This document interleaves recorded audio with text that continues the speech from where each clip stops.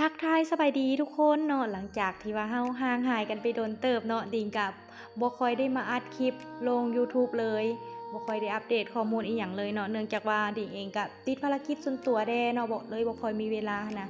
แต่ว่ามื้อนี้เนาะดิ่งเองได้มีโอกาสได้ไปศึกษาพรอเจกต์หนึ่งเห็นว่ามันค่อนข้างดีค่อนข้างโอเคแล้วก็ค่อนข้างมีความโปร่งใสเนาะก็เลยอยากมาแนะนำให้เพื่อนๆได้เข้ามาศึกษาได้เข้ามาเรียนรู้มาตรวจสอบความชัดเจนแล้วก็มาเบิ่งน้ำกันเนาะถึงดิ่งจะบอกว่ามันดีแต่ดิ่งก็บ่ให้ทุกคนมาเสืออยากให้ทุกคนได้เข้ามาเรียนรู้มาศึกษาด้วยตัวเองเนาะเพราะว่าทุกการลงทุนมีความเสี่ยงบ่มีหยังสามารถการันตีให้เฮาได้ 100% ว่า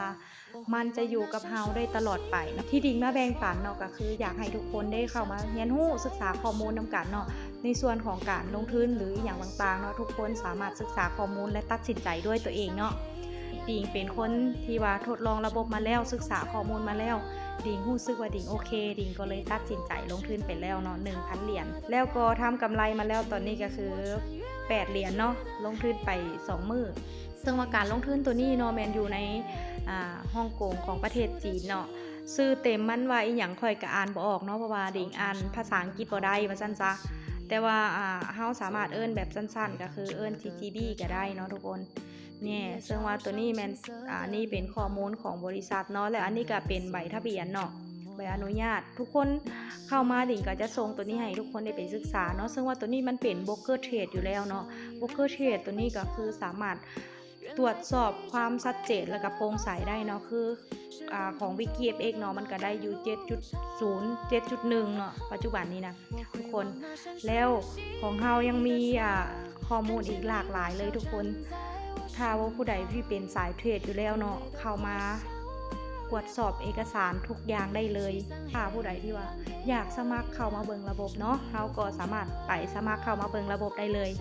เดี๋ยวดิ่งจะพาทุกคนไปสมัครก่อนเนาะในขั้นตอนของการสมัครเนาะจะมีผู้แนะนำเฮาส่งลิงก์มาให้แบบนี้เฮาก็คลิกลิงก์เข้าไปเลยเนาะทุกคน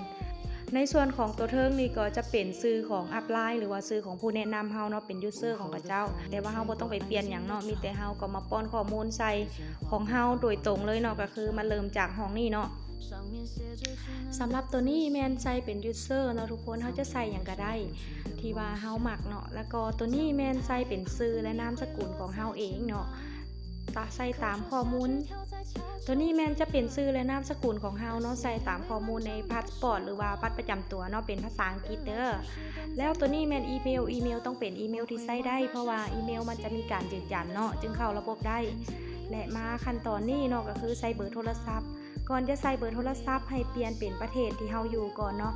ผู้ใดที่อยู่ประเทศใดก็ใส่ประเทศนั่นแต่ว่าคือพวกเฮาอยู่ประเทศลาวเฮาก็ต้องใส่ลาวแม่นบ่เฮาก็ค้นหาทุ่งลาวไปเลยเนาะทุกคนใส่ลาวโอเคเห็นลาวอยู่นี่เนาะเฮาก็แตะใส่ลาวนี่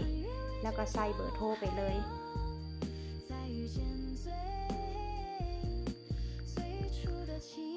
โอเคหลังจากที่ว่าเฮาทำการใส่เบอร์โทรศัพท์ไปแล้วเนาะอันนี้ก็ใส่เป็นพาสเวิร์ดเนาะในส่วนของพาสเวิร์ดก็ขอให้มีอักขระพิเศษ1ตัว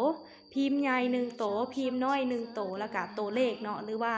จะเฮ็ดแบบใดก็ได้ให้มันมีรวมกันอย่างน้อย8ตัวเลขหลังจากที่เฮาใส่พาสเวิร์ดตัวนี้ก็คอนเฟิร์มพาสเวิร์ดเนาะคันมันขึ้นแบบนี้ก็แสดงว่าผ่านแต่ว่าถ้ามันบ่ผ่านมันจะเตือนว่าเฮาขาดหยังจักอย่างไปเนาะหลังจากมันผ่านนี่แล้วก็มาเปลี่ยนเป็นประเทศลาวเนาะเลื่อนซอกหาคำว่าลาวโอเคเวลาเฮาเลื่อนลงมาจะเห็นตัวนี้เนาะลาวฮิวโพเนาะเฮาก็กดใส่นี่เลยและตอนนี้เฮาก็กวดสอบเบิ่งว่าข้อมูลของเฮาถูกต้องเบิดละบ่เนาะ1ก็คือ user 2ชื่อ3อีเมล4ก็เบอร์โทรศัพท์5ก็พาสเวิร์ด6ก็ยืนยันพาสเวิร์ดอีกครั้งนึงเนาะแล้วก็เปลี่ยนประเทศโอเคถ้าว่าข้อมูลของเฮาครบถ้วนแล้วเฮาก็กดนี่เลย submit หลังจากนั้นมันจะมีข้อมูลโชว์ขึ้นมานี่อีกบัดนึงเนาะเฮาก็กดคอนเฟิร์มเนาะทุกคนแคปจอไว้นำก็ดีเนาะเพื่อว่าเป็นการเก็บข้อมูลเนาะแล้วก็กดคอนเฟิร์มเวลามันโชว์หน้าจอแบบนี้ขึ้นมาให้ทุกคนไปที่อีเมลเพื่อยืนยันเมลก่อนเวลาเฮาเข้ามาอีเมลเห็นบ่มันจะมีข้อความเตือนเข้ามาแบบนี้เฮาก็กดเข้ามาเลยหลังจากนั้นเฮาก็เลื่อนหน้าจอขึ้นไปมันบอกว่า verify อีเมลเนาะเฮาก็กด verify หลังจากนั้นมันขึ้นมาหน้าตาแบบนี้เฮาก็กดล็อกอินเนาะทุกคนก กดล็อกอินเนาะมันจะโซมาหน้าตาตัวนี้แล้วเรากับป้อนข้อมูลเมื่อกี้นี้เข้าไปได้เลยเนาะคือชื่อ user เนาะแล้วก็ password เนาะทุกคนแล้วก็กดล็อกอินเลยล็อกอินเข้ามาแล้วมันจะเห็นข้อมูลตัวนี้อีกครั้งหนึ่งเนาะทุกคนแล้วให้เฮามาใส่ตัวนี้แมนรหัส6ตัวเลขเนาะรหัส6ตัวเลขนี่คือเป็นรหัสผ่านในการถอนเงินเนาะตัวนี้เนาะทุกคนควรตั้งให้ดีๆแล้วก็เก็บไว้ดีๆเพราะว่ารหัสผ่านถอนเงินถ้าจื้อบ่ได้นี่ถอนเงินบ่ได้เลยเนาะทุกคนฉะนั้นทุกคนต้องมีความละเอียดเนาะหลังจากตั้งรหัสถอนเงินแล้วเฮาก็กดนี่เลย submit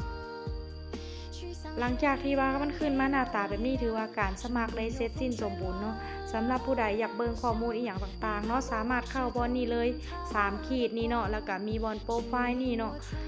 เฮาสามารถค้นหาข้อมูลต่างๆในระบบลิ้นระบบรองระบบก่อนก็ได้เนาะสำหรับวิดีโอนี้ดิ่งจะฝากไว้เพียงเท่านี้เดี๋ยววิดีโอหน้าดิ่งจะมาแนะนำวิธีการ KYC หรือว่ายืนยันตัวตนนั่นเองเนาะเดี๋ยวรอติดตามวิดีโอถัดไปสำหรับตัวนี้ก็ต้องขอบใจเนาะขอลาไปก่อนบ๊ายบาย